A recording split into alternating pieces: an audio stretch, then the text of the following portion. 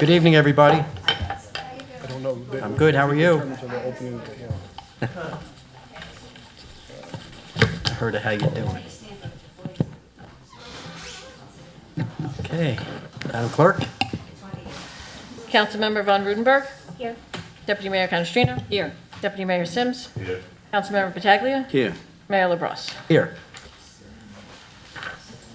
This meeting is being held in accordance with the Open Public Meetings Act, NJSA 10:4-6 et sec. Notice having been published according to law with a copy on file in the city clerk's office and a copy posted on the bulletin board in City Hall.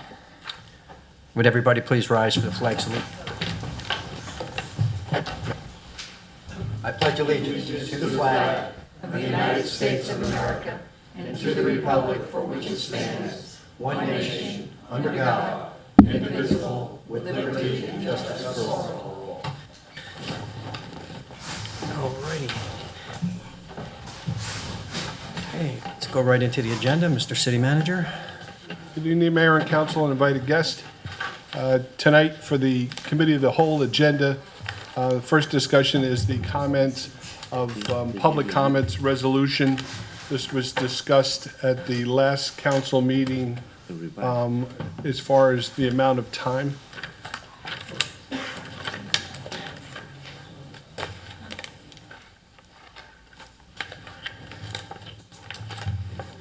So I think we're kind of, the last discussion we had was, does the mayor and council want to increase it from 5 minutes higher or reduce it to 3 minutes? Or the gentleman in the audience said 4 as far as public comment, so I Can we guess. go with 3? I like 4. Let's go. What do you want? Can we look at options like Mr. Kleiman was saying with the list or? Well, there's, like I said, Mr. Kleiman obviously is going to be delayed a couple of minutes. We can certainly come back to this when he comes in and he can We go vote back on it. over that and we can review it one more time. Yeah. So why don't I skip to the next thing on the agenda is the Okay. ordinance amending for non-contractual accumulated leave. We're fortunate tonight to have Jim Magan, our CFO, here. So I'll turn this part and the next one over to Jim. Thank you. Thank you. Yeah, this comes out of.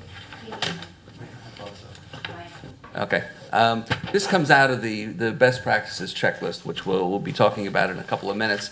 But it deals with the issue of the sick leave payouts for employees that retire. And this is actually an issue that we've been working to lower that liability for the last 4 years. If you remember back in 2014, we changed the ordinance for non-contractual employees and we capped their sick leave payout at $15,000. Then what we did was every contract negotiation that came up, we put that same cap on new hires, $15,000. PBA, firefighters, fire spirit, all of them. The DPW, the dispatchers, they all have that in their contracts now, where all the new hires are capped at $15,000. In addition, if you remember 2014, we started the accumulated absence trust. Balance of that trust is roughly about somewhere between $800,000 and $900,000. Our liability is still way up there, somewhere between 9 and 10 million, but we're getting there. What we're talking about now is taking the next step, and what we want to do is change the ordinance, and on the non-contracted employees, eliminate payments for accumulated sick altogether for new hires. Okay. The plan then would be similar to what we did with the $15,000 cap. Once we're doing it for our non-contracted employees, then we'll go to the collective bargaining units and we'll attempt to get the same thing through negotiations. All right, so what we want to do is amend the ordinance, eliminate accumulated sick leave payouts for non-union employees hired after a particular date. So everybody else is basically grandfathered, kind of. Yeah. Well, all of the contracted employees have that in their contract. Mm-hmm. The non-contractual employees tend to follow the white-collar contract. Okay. However, in this case, well, they tend to follow the white-collar contract unless there's an ordinance to the contrary, which is what we're looking to do. So right now, we already have like 3 phases. We have the very old employees that get full compensation. Then we have some employees that can't exceed 50% of their last year's salary. And we have some that are capped at the 15,000. So this would be another level now of saying, so we've been working our way down. There are 2 employees that are left that still receive, or still would receive 100% of their payout. Throughout the Okay? whole city, only 2? Throughout the whole city, and Ted's actually worked with both of them to get their sick bank frozen. So in effect, there are no employees receiving 100% anymore. The majority of employees, majority of the contracts read, you get 75% of your days, not to exceed 50% of your salary. Then new hires hired after a certain date, capped at 15,000. Give an example. David Trost was a new hire, hired after the ordinance. His sick leave payout when he retired was capped at 15,000. That's good. We did that. Now, does this have anything to do with the other issues in the checklist? Or it doesn't sound like it does, as far as exempt employees? No, there is another question in the checklist that says, have you eliminated accumulated sick payments for your collective bargaining employees? Our answer is no, okay?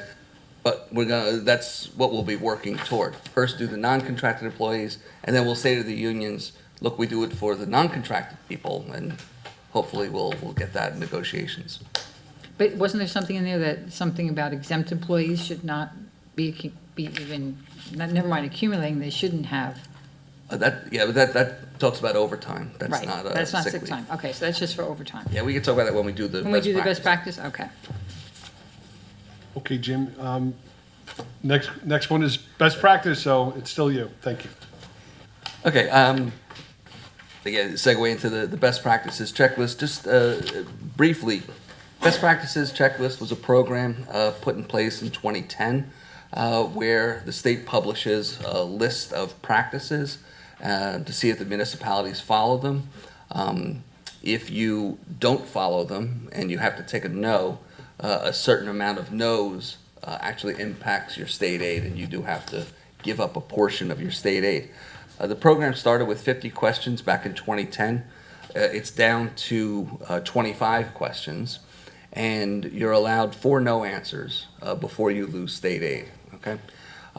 You got copies of the checklist in your packets, and you'll see that here in Hackensack we have 21 affirmative answers, either yes or not applicable, and we have 4 no's, okay? So we won't be losing any state aid. And the 4 no's specifically have to do with, as I just indicated before, have we eliminated accumulated leave sick payments for union employees? The answer is no.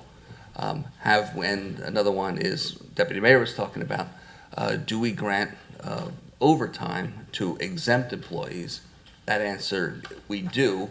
So the answer is no, that we don't exempt our exempt employees. And then the other 2 are related to the audit. Was the annual audit submitted on time? And no, our audit this year wasn't on time.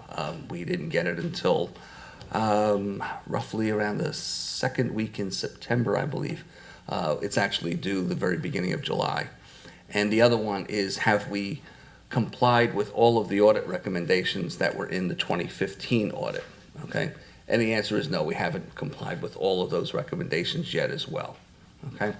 Now, in all of those instances, with the exception of the sick leave for union employees, because that has to be negotiated out, we're confident that we'll be able to answer yes to those other ones by the end of the year, or by the time the next best practices checklist comes around. And again, if I may stress it, it's very important because you never know if they're going to add new questions. In fact, weren't some of these no's new questions? Oh, yeah, yeah. The have you eliminated accumulated leave for union employees? That's new. That's a no. Have you eliminated them for non-union employees? We're saying yes because we're saying that we're changing our policy to do that. Yeah, those are both new. Right, so it's very important. We don't want to just say, okay, we're happy we have 4 and we'll keep it at 4 so we don't lose our funding, because next year could be a new question. Yep. That we may have to have a no for because we're unprepared for it. So it's really Yeah, we need wiggle important. room. You know, we talk about this in the finance committee, just for the rest of the council, like how important it is to try and address these so that we're prepared for, you know, if next year there's new questions and that this is where the state is going and wants us to be in line with their recommendations. So it's important that we do so. And I think, Ted, you've already taken some steps Yeah, to try and address for the those. record, we had a department head staff meeting last Friday. We had a rather lengthy conversation about this, that it was coming. Obviously, this is a old practice that the city of Hackensack has had in the past, prior to my employment, but we're going to fix that circumstances and get the city fully compliant and obviously procedurally in step, so these don't become an issue for us as far as going forward for our state aid and obviously compliance with the state requirements and code. Thanks, So- Ted. We will mush ahead here. There's plenty of ground to travel, but we will get there. And the best practices checklist, just so you know, this will be submitted to the state by the end of the week and should be up on the city website by the beginning of next week. Okay? Any questions of Jim? No? Thank you, Jim. Thank you, Jim. Next is the M&M Building parking lot. The city has erected a new sign, and because of different considerations and comments about parking, the M&M Building, on August 7th, warning placards were issued to everyone in the lot to begin the implement of correct parking, and began because of people were parking overnight and leaving their car there for days in the lot.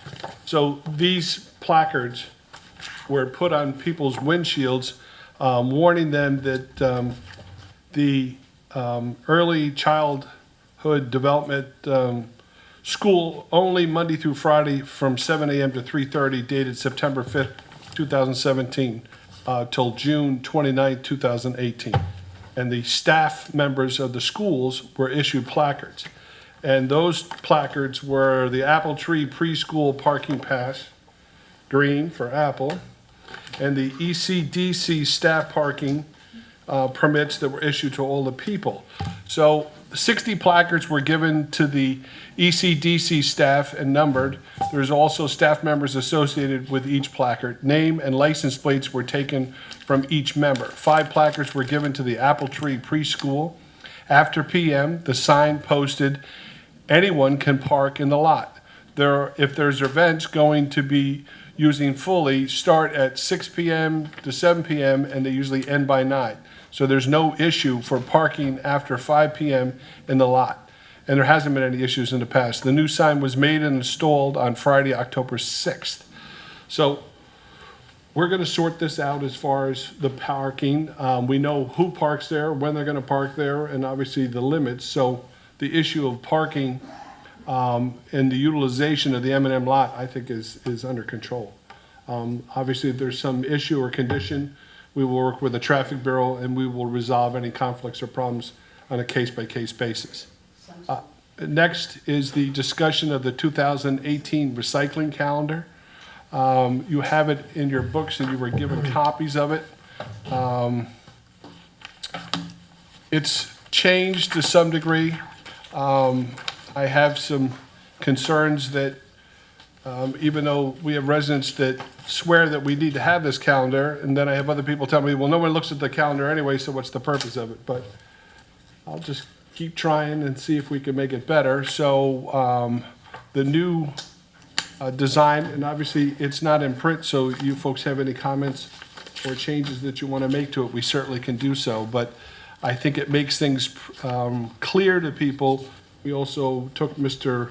Battaglia's concept and suggestion to make the twice-a-week pickup go back to once a week, the week after Labor Day. So people that have parties or issues are going to be, they'll have their sanitation removed. There's color maps that design what zone you're in, when you're going to get your pickup.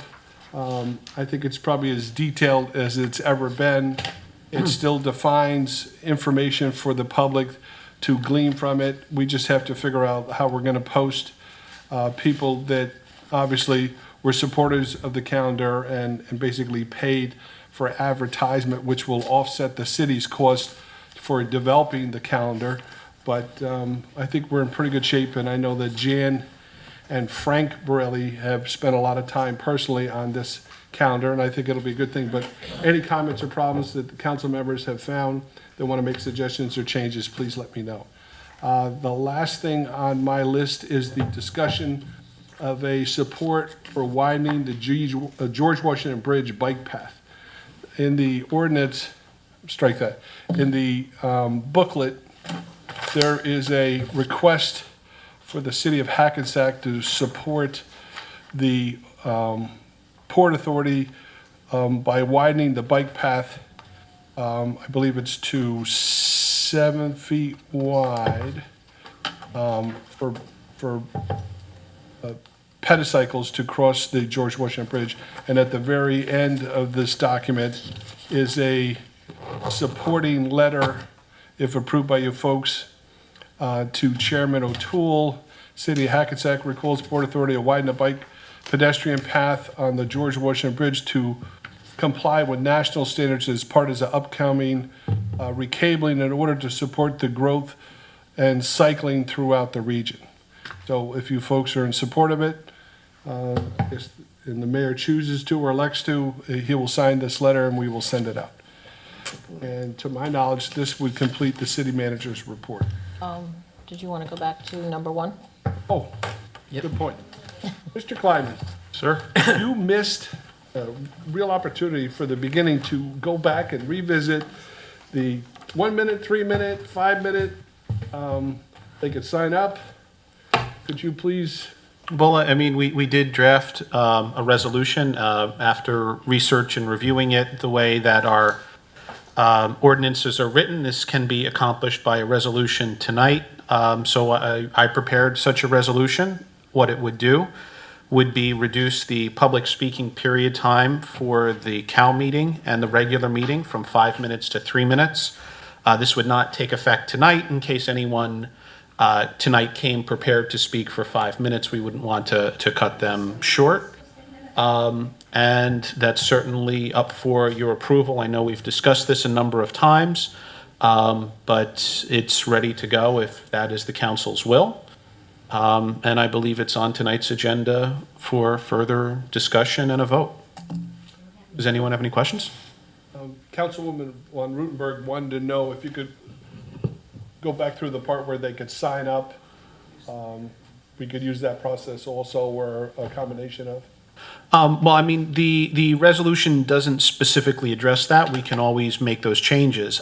All I had said at the previous meeting is the standard practice that has been my experience in municipal government is that when people are speaking, you have a speakers list. You have a yellow notepad at the front table there, and if you want to speak, you sign up. And rather than people, just getting in line, you call the name. So, Ted or the clerk or somebody gets the list, and, the first name is, Steve Kleinman, and they'll get up and speak. And then you have, some general knowledge of how many people are expected to speak that night.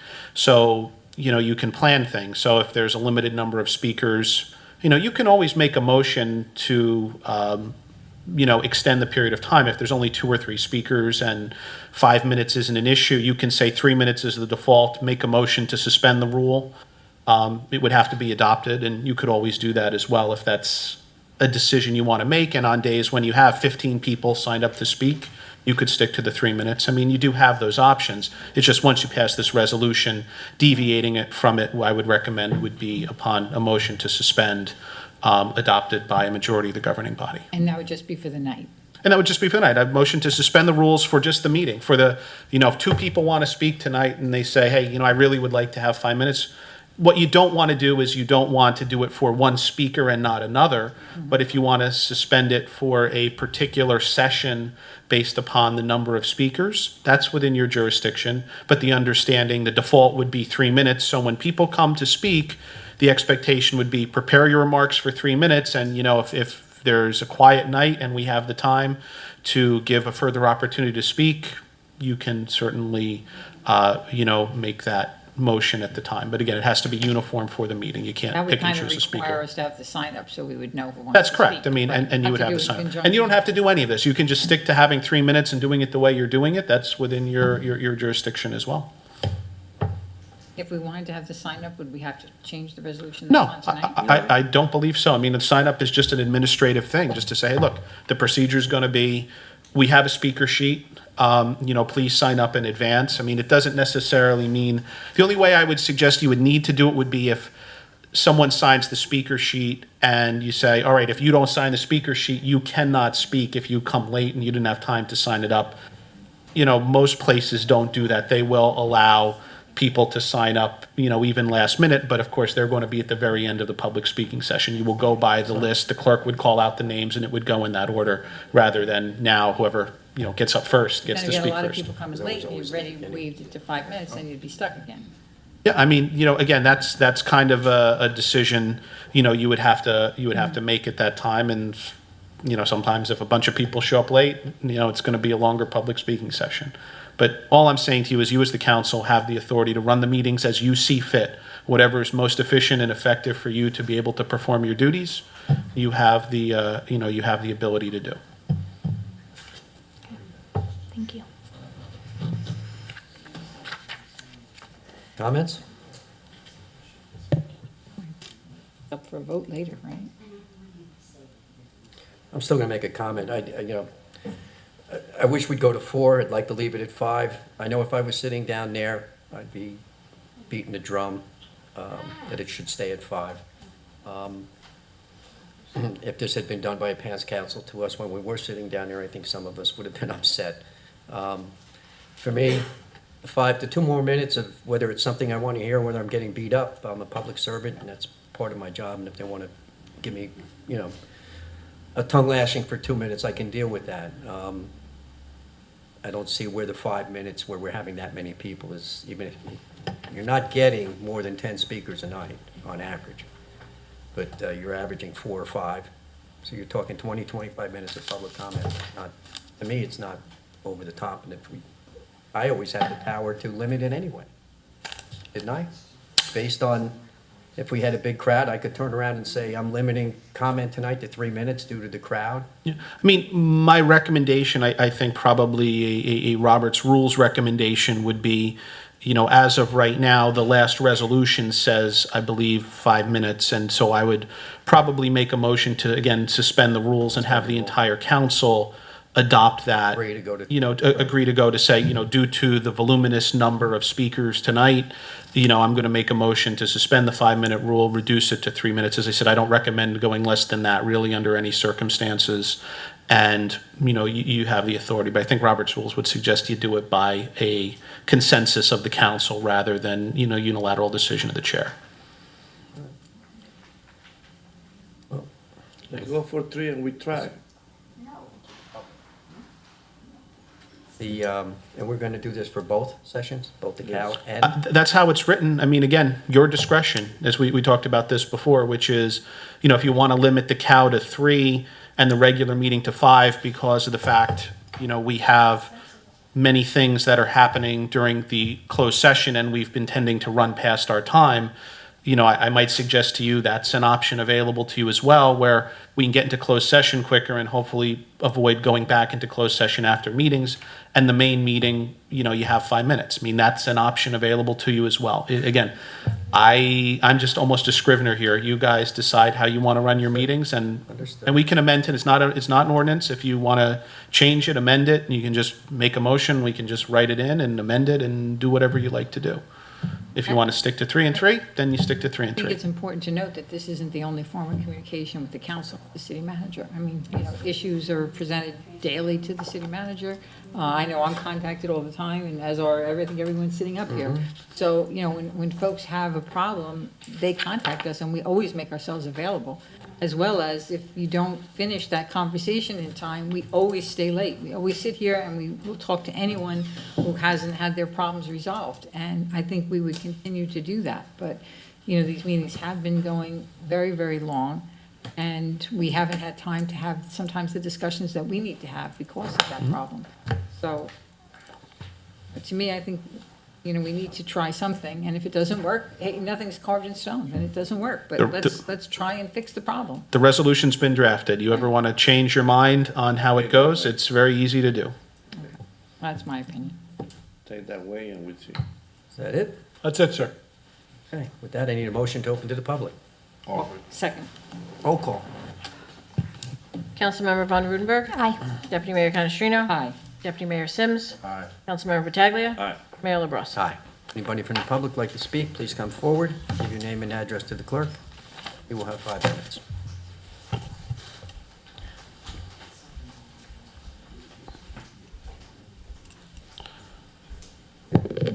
Regina DePasqua, Parker Avenue. John, thank you, because you remember what it's like to be on this side.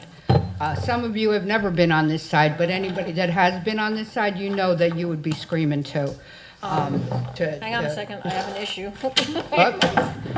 Something's not working here. Timer broke, we have Got no the time. timer. Right? It Oops. won't- Yeah, okay, hang on. Gotta figure out how to do this one. I think it's right, okay. See, it didn't like the change either. The button is stuck, it's weird. Oh, see? But no, sorry if you don't get time to talk. You have the both meetings on one night, and that's what happens. It becomes a late night for you. Put the meetings on separate nights. There's another option. Yeah, they used to be on different nights. The parking at the M&M. I asked you this in an email. Is there an ordinance? There is no ordinance that covers the M&M lot. Then how do you enforce parking on public property without an ordinance? City attorney? There's a parking for street parking, and there's a overnight parking ordinance, but there's not a separate ordinance that governs M&M. Then how do you enforce it? Mr. Attorney?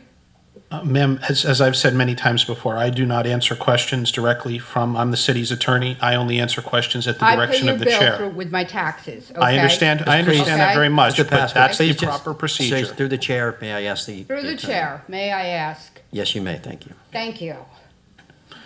In terms, we have a comprehensive parking ordinance under chapter, I believe, 170 of the city code. So whatever restrictions are available would be in that chapter. How it gets enforced or what the specific issues are there, that would be unique. But, in terms of what specific issue of parking are we talking about here, This lot is not listed anywhere with any regulations as of this moment. Okay. So how can you regulate it without giving it an ordinance? Just like any other city parking lot. I mean, I don't have the code in front of me. They're all different.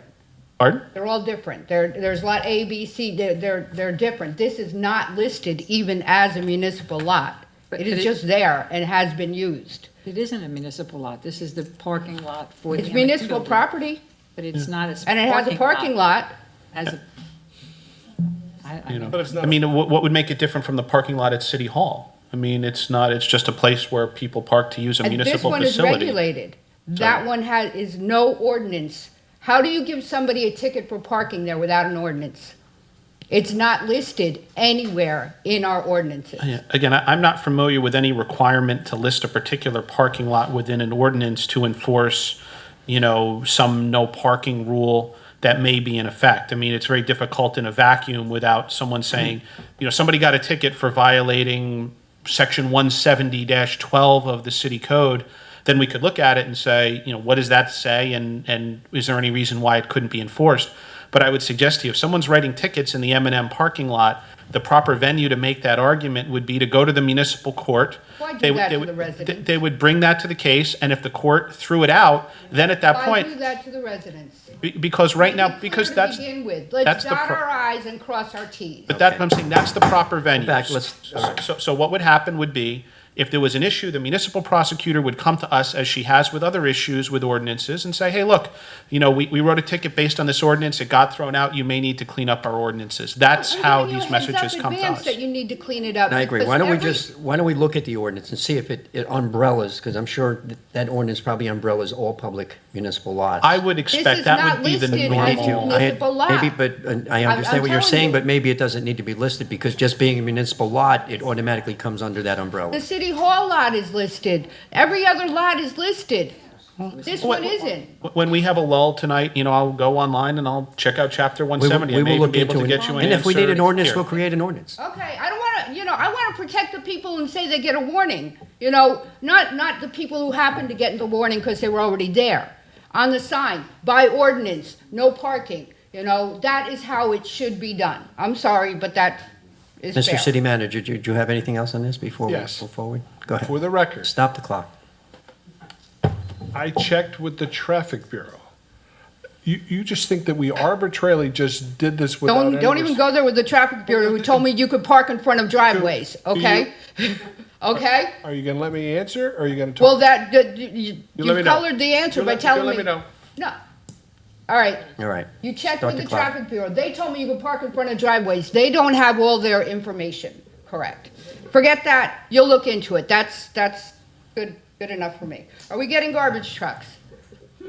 Yes, the garbage trucks have been delivered. We're waiting for the bodies, the company that installs them. As soon as they're installed, we will take delivery of the trucks. So far, I checked last week, they're still not complete, but that's the company that basically you buy the truck and the chassis, the frame first, and then there's a separate company that mounts that compactor on the back of that. So they're just waiting for the finish of the install of that, and we'll have The the trucks. kit has to be assembled. Well, pretty much. Okay. Thank you. You're welcome. Thank you. Next, please. Good evening, Kathleen Salvo, Lodi Street, Hackensack. John, I agree with you. 5 minutes is good. And it's not like this room is standing room only. Nobody ever comes to the cow. And prior to this, all the meetings that I attended, the cow was given on one day and this other meeting was given on the second day. Because Mr. Hagler says he has to stay late, well, he shouldn't have signed up to be a council person. It wasn't always done on one day. It was done on 2 days. The cow was one day, and the other thing was the second day. So just because we can't always please you. So 5 minutes is not a lot, and you can't pre-sign to talk. How do you know you want to talk? How do you know what's going to happen at that meeting that you want to get up and say something when the meeting didn't happen yet? They do that at the county meeting because people at the county go there specifically with a purpose and they want to talk, and that's why it's pre-signed. You can't pre-sign for something that you don't even know if you want to talk that night. And look at it. Are there thousands of people here that need to talk? Really? So If I may, just to clarify, the way it is normally done is you get to sign up on the list, kind of up to the public speaking time. So it's not like it's there. I mean, at the time we would start speaking. So people the are list would going be- to rush up to sign it after the Well, meeting? the expectation is people normally, they walk in, they sign it. If something moves them to sign, they walk up, the list is still there, they sign it during the course of the meeting. It generally works very smoothly. It's never could been an also sign issue. up But and you not know speak. what, 5 minutes. and that's right, yeah, and many people sign up and I they're like not our there. 4-minute thing. I mean, if we're going to lower it to 4 minutes. 3 minutes is a bit much. When I started working with the traffic department way back when Bill Asinski knew everything about traffic, he was amazing. I learned so much from him.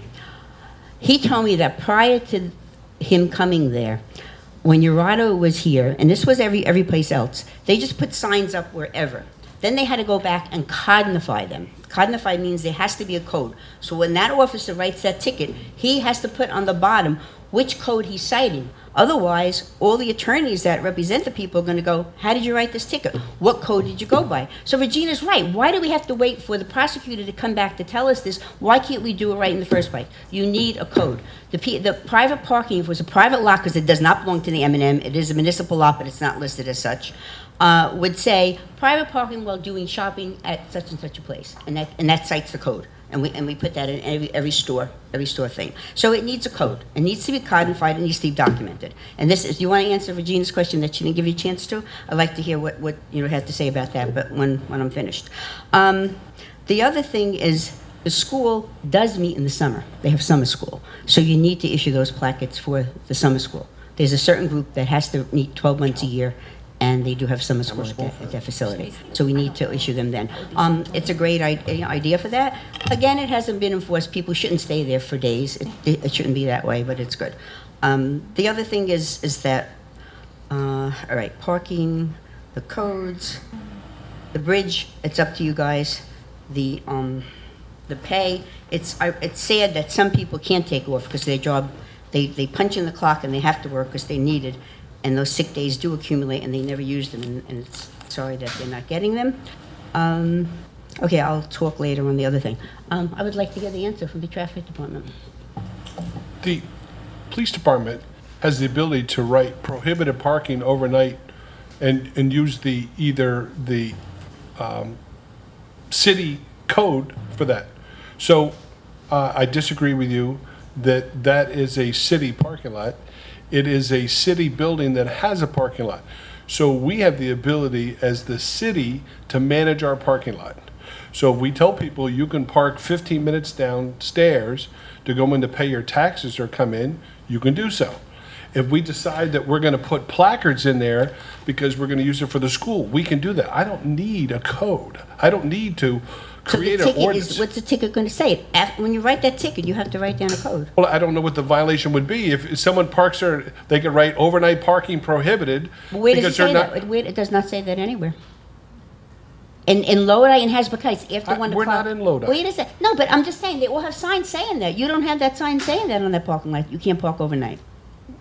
That's right, because we allow it. Okay, so you don't. The city of Hackensack decided that they're not going to prohibit residents from parking after a certain hour. I just spoke about that here, that after the last use of the buildings between 7 and 9, after 9 o'clock, we don't stop people from parking there overnight. It's the people that are going to park there for days because they're Right, we don't occupying want that. spaces. All right, but you're not. Vis-a-vis all why we Again, the picked ticket's not going to placards. cite a code. It's just going to, it has to cite a code. When you write a ticket, there's a part for the code.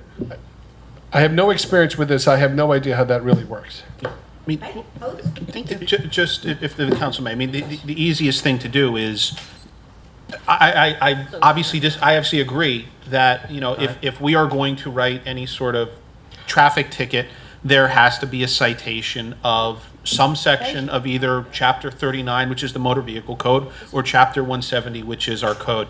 I think the easiest thing would be whoever's in traffic, we'll call them up and we'll say, what section of the code are you intending to write this under? We will look at that, and if we look at it and legal and the administrator agree that's an appropriate section of the code, then we will not have an issue. If it seems to be problematic, then we can address it. But I don't disagree with her. Yes, if you're writing a We wanna ticket, be it will people, normally we want say to be Chapter professional. 170. We don't want to, you know, this is professional people. We have professional people to do this. So we'll make that call tomorrow, and then we'll find out what the section is, and we can make a judgment call if that's appropriate or not.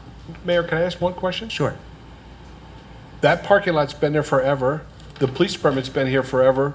When was it not enforced, and when was it ever a problem in the past?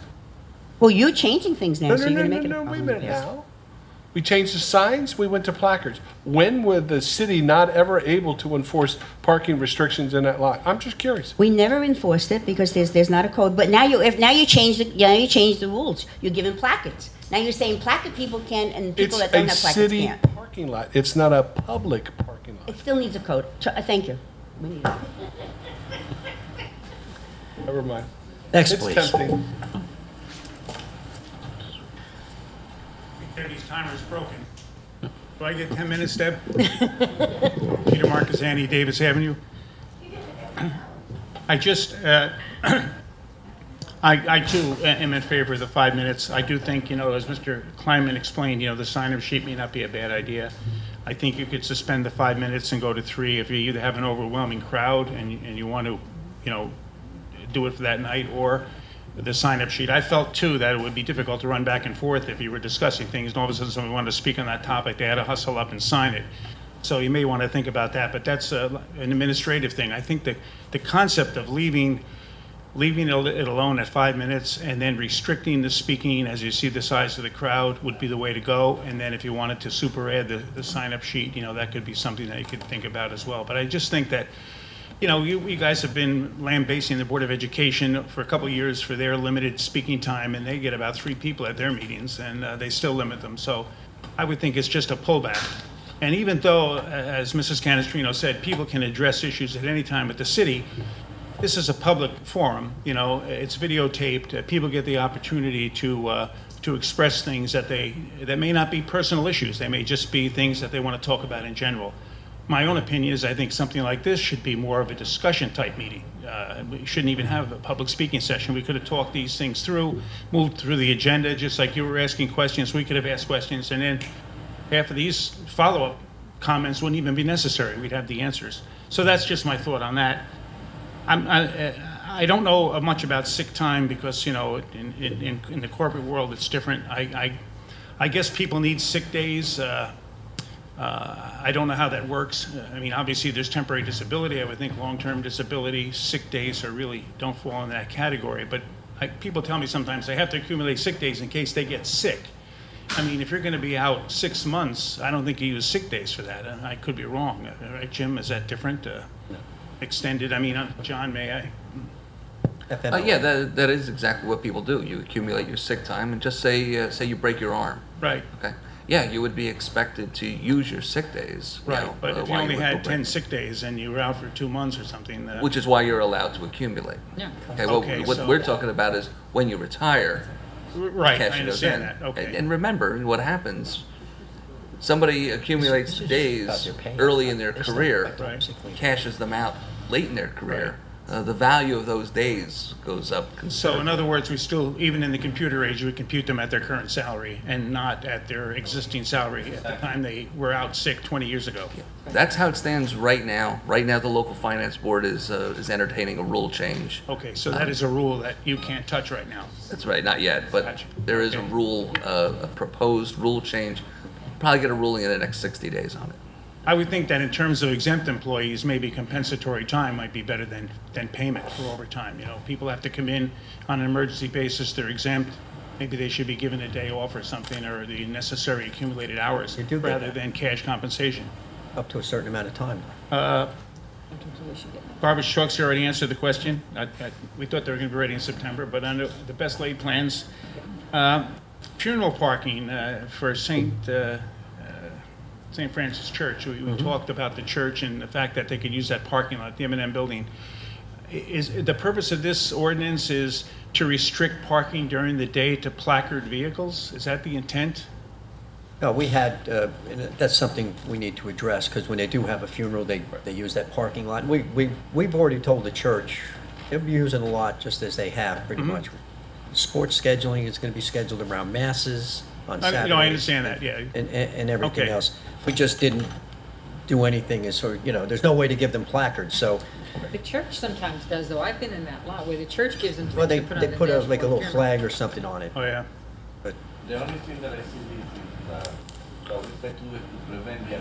You got people, you got people that sometimes they go to their countries, right? And they let the car there for days, 3, 4, 5 days. Sometimes people let the car there with flat tires And for days. you're doing a good thing for the local residents by not restricting it to no No. overnight parking. In No. other words, you could just put a no No, overnight at all. parking sign. No, at all. That would At solve a 9 lot of those o'clock- problems. At 9 o'clock, they can Well- park to the next day. there will be times, there'll be a time when when there's events at going to like 8 o'clock, they're not going to be able to use that lot for overnight parking until after a certain time. So they're going to have to I guess figure my something point out there. is that to appease the residents, you're saying that they should be able to park there overnight? Yes. Because they Right- need the Right now, lot we're for not that? looking to stop that. Okay. No, All Not an right. issue. no at all. And the Puerto Rico thing was great, John. I mean, the city did a wonderful thing. I know Joe Beretta worked very hard. Yep. It was a wonderful thing to do. It's so hard logistically to move that forward. I got 16 Nixle calls, I think, and I heard 9, but I was wondering, I'm looking. I always thought I knew about the recycling calendar, and I said this is pretty slick, and I feel like Ted, honest to God, it's so repetitious. You ought to be able to put this on one page. But I just found out, for example, I never know what to do with my ShopRite plastic bags, so I've been throwing them in, and it's not good. Right. The other thing is leaves. The bagging of the leaves, I was told down at the DPW, and they are giving out the bags, by the way, already, because I was there to get a permit for some white goods, is that they will be picked up on the yard waste day, the bags. That's what they said was the plan. In the past, leaves were randomly picked up, so if people are bagging their leaves on Sunday, the DPW may not pick them up for a week. You leave them in bags by the curb. In the past, we threw them in the street. We didn't care when they came by and scooped them up, and it was usually on a Saturday. So that may be something that needs a little bit of work. Otherwise, It'll we're take gonna some have tweaking and baglings. work, there's no doubt about it. Yeah. And I agree with the goal of keeping them Right. off the streets so they don't go in the sewers and blow all over the city Right. to The be intent is derate. good, you know, I think needs a little more. You know, the DEP or the EPA, DEP is, you know, it's one And of their some of best that to be practices. communicated, you know, Nixle, but how do you get people to sign up for Nixle? Maybe putting something like some of these important announcements Right. in the recycling calendar and then hoping that the people will read them, you know? All right. I agree with Ted, people don't read, you know? Thank you, Mr. All right, thank you, Marcusani, gentlemen. appreciate it. Please, Anybody else from the public? Seeing none, motion to close. Offer. Second. Roll call. Councilmember Von Rudenberg. Aye. Deputy Mayor Canestrino. Aye. Deputy Mayor Sims. Councilmember Pataglia. Aye. Mayor LaBrus. Aye. Need a motion to go into closed session. Offer. Second. Roll call. Councilmember Von Rudenberg. Aye. Deputy Mayor Canestrino. Aye. Deputy Mayor Sims. Aye. Councilmember Pataglia. Mayor LaBrus. Aye. Whereas the mayor and council of the city of Hackensack deem it necessary to discuss certain actions under section 7B7 and 7B8 of the Open Public Meetings Act which pertain to matters falling within attorney-client privilege, ongoing litigation, and personnel matters concerning the employment of a current or prospective public employee. Whereas the mayor and council of the city of Hackensack is of the opinion that such circumstances may presently exist, and whereas the mayor and council wish to discuss the following issues: personnel matters, ongoing litigation, matters involving attorney-client privilege, matters involving the purchase, lease, or acquisition of real property, any pending or anticipated litigation or contract negotiations. Now therefore be it resolved that the mayor and council of the city of Hackensack deem it necessary to exclude the public from this discussion. The outcome of the discussion will be disclosed within 90 days or at such time as the interests of the city do not require confidentiality. Have any- This evening, there are two litigation matters that I will need to bring before the council. They are the matters of Heck versus Hackensack and Malvasia versus Hackensack. Okay. See everybody at 8 o'clock.